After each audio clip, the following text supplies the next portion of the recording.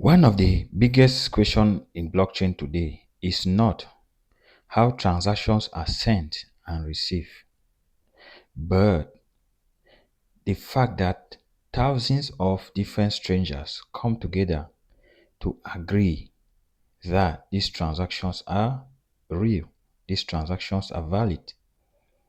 No boss, no bank, no central control, no government. But the biggest question people keep on asking is, how can a group of total strangers come together to agree that these transactions are actually valid? And how come thousands of these interconnected computers we call nodes, every computer without knowing each other ends up with the exact copy of each transaction? The answer lies in one of the blockchain's greatest innovation we call the consensus mechanism. So, in today's lesson, we are going to be discussing about consensus mechanism. Hello everyone, you are welcome once more to the MDB Crypto Academy. In our previous lesson, we have been discussing about blockchain. You can refer back on our channel to get more details. In today's lesson, we are going to be discussing about one of blockchain's ingredient. We can call it an ingredient, the most important ingredient in the blockchain that makes people pose this question: how is this possible? How come a group of total strangers come together and at the end of the day, every computer node running on a blockchain network ends up with an exact copy of a transaction? Thousands of interconnected computers. Nobody is sending information to these computers. Nobody is controlling these computers, these computer nodes. But how come do they end up with similar transaction, the exact copy of a transaction? Like I said, this is based on one of blockchain's most important ingredient or tool we call the blockchain consensus mechanism. So in today's lesson, we are going to be deeping deep. I'm going to expatiate on consensus mechanism so that you understand what consensus mechanism is and how it actually works in maintaining the transactions that are taking place on the blockchain before a block is being added to blockchain. What is consensus mechanism?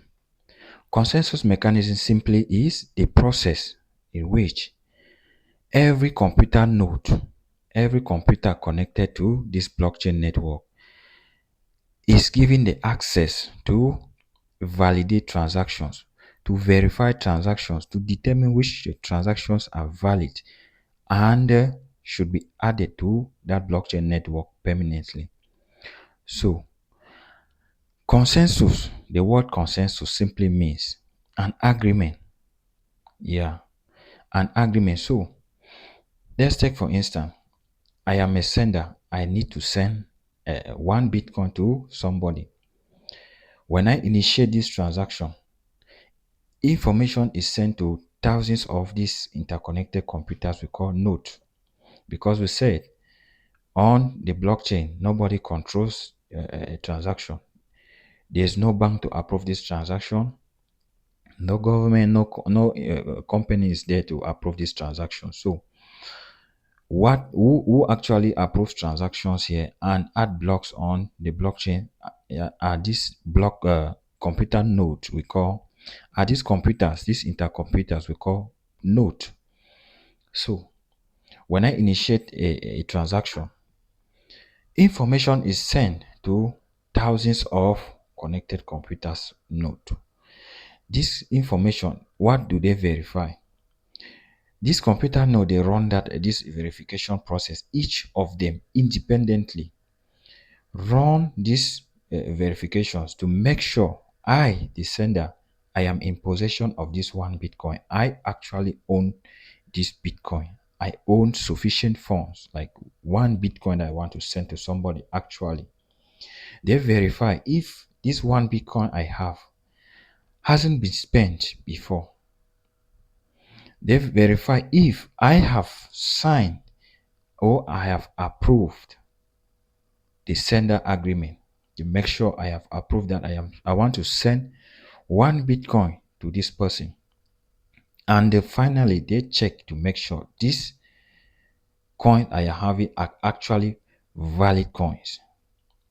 So each computer does that independently. No computer is working together. Thousands, from 10,000 above, millions of these interconnected computers, they are working independently. But at the end of the day, they come to a single answer, and that answer should be yes. I am actually in possession of this one Bitcoin. This Bitcoin is valid. I haven't spent this Bitcoin before. I have actually signed an agreement that I want to send this Bitcoin to somebody. They all come together into this one agreement, and once they come together into this one agreement, this transaction is initiated. And once this transaction is initiated, they verify this transaction, and once this transaction is signed and verified, it is permanently, a block is added. It is added to a block, and once this block is added, this record stays on the blockchain network forever. Each block is connected and linked to the previous block, and is given what we call a transaction hash. We discussed about all of this in our previous lesson. We discussed about blocks, discussed about transactions, discussed about hashes. If you are not following up, if this is your first video, please, you can refer back to this channel and you will see every video we have uploaded about what I just mentioned. So if one computer sends signal different, if one computer independently send a different signal, this transaction is not going to be possible. So why an agreement should occur? Take for instance, if different computers are giving different signals, are validating different transactions, are validating transactions based on different criteria, you will end up discovering that at the end of the day, some transactions will be verified by a group of certain computers. Others will not verify that transaction. And hence, you will see that there's no transparency. Instead of like the banks where a group of trained individuals come together, they are trained how to approve transactions, they verify your transactions, they approve these transactions. On the blockchain network, thousands of these interconnected computers which work independently does this, follow these rules I just listed.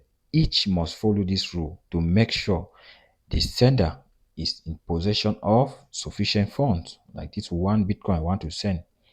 The transaction is actually valid, and there's no fraudulent activity behind. And to make sure I haven't spent my coins before and I'm trying to initiate a transaction. Meanwhile, I am not in possession of sufficient funds. So consensus mechanism comes in to solve a lot of this problem. Consensus mechanism comes in, and agree with this mechanism of agreement comes in to make sure these thousands of interconnected computers that run on the blockchain verify transactions on the blockchain and add blocks on this blockchain network. They must agree to one thing. They must agree, they must come into agreement, and once they come into agreement, that means a copy of this transaction is now on thousands of independent computers.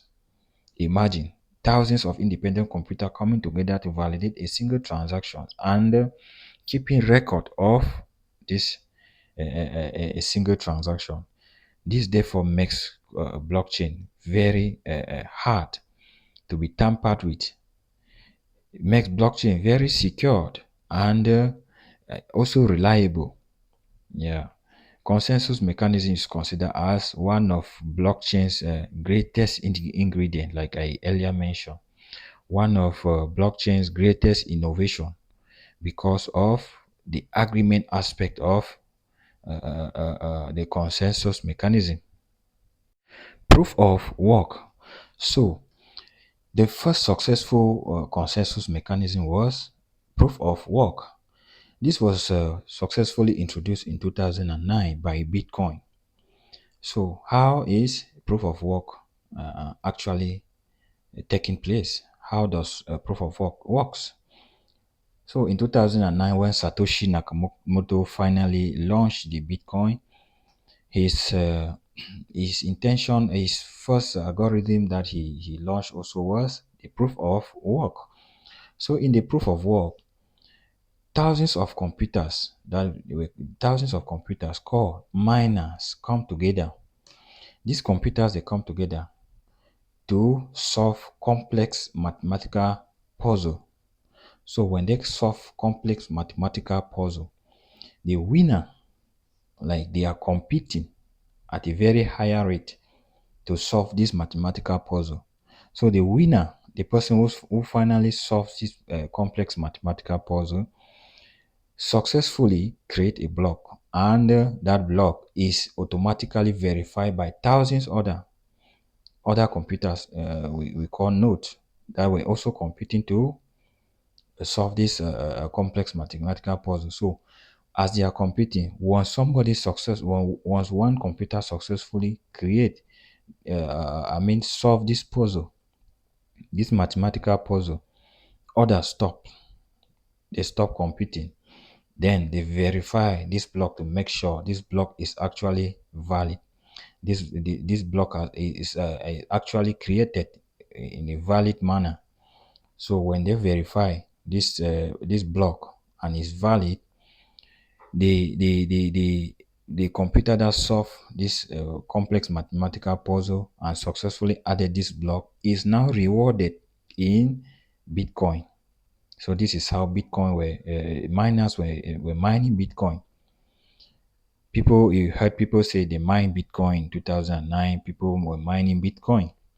They come together. They solve this complex mathematical puzzle. Anyone that successfully solve this complex mathematical puzzle at the next block on the blockchain, and this next block is verified, and hence it is now added on the blockchain.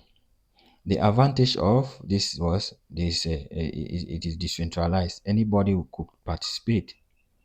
Anybody could participate in solving this complex mathematical puzzle and getting rewarded in Bitcoin. But the disadvantage is that it consumes a lot of electricity.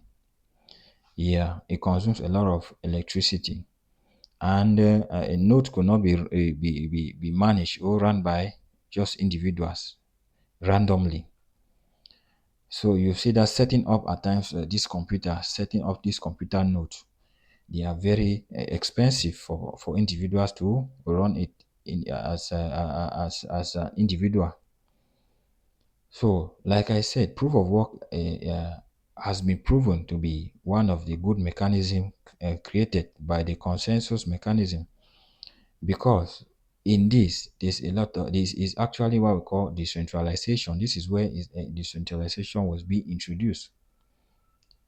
No computer was depending on another. Every computer was competing to solve this complex mathematical puzzle.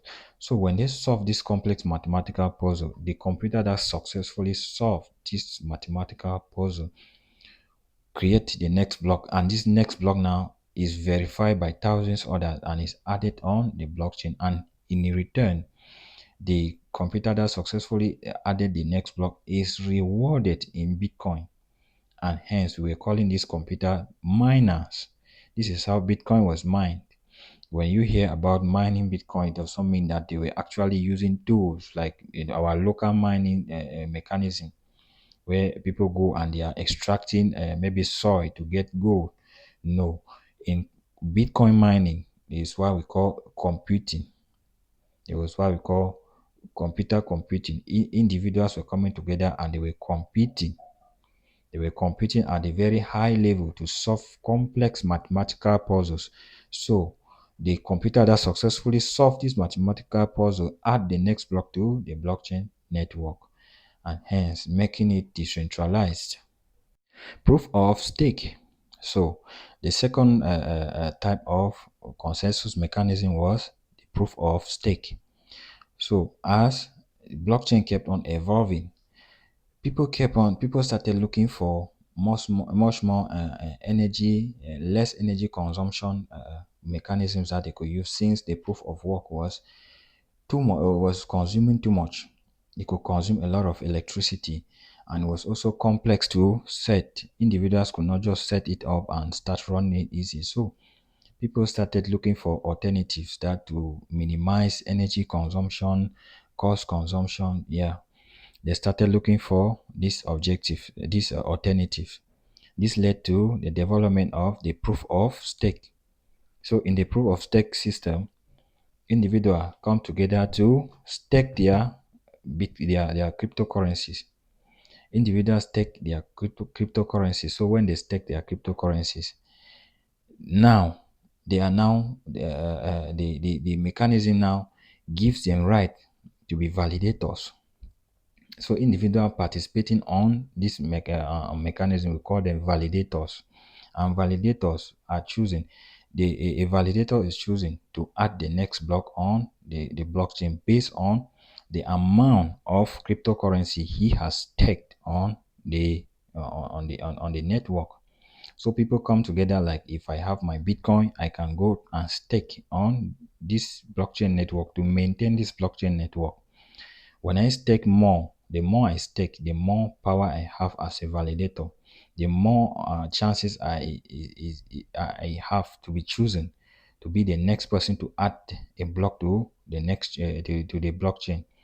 And in turn, the person that successfully add this blockchain, the validator that is selected to add this block on the blockchain, is rewarded. But then if you try to cheat, you can lose part of your crypto stakings.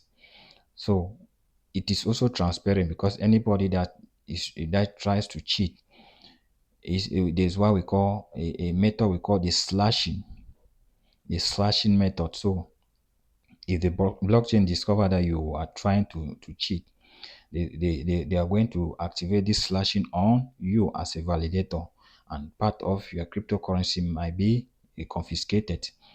So the disadvantage is if somebody has more of this coin being staked, this person, there are higher chances that they will keep on choosing this person as a validator to add the next block, and maybe a kind of centralizing power to people that have more. Yeah, but it is very transparent. The proof of stake is very transparent, because individual comes together, they stake their cryptocurrency. When they stake their cryptocurrency, they have that power. They have the chance to be chosen to be the next validators to add a block to the blockchain network, and making it very efficient, making it very transparent.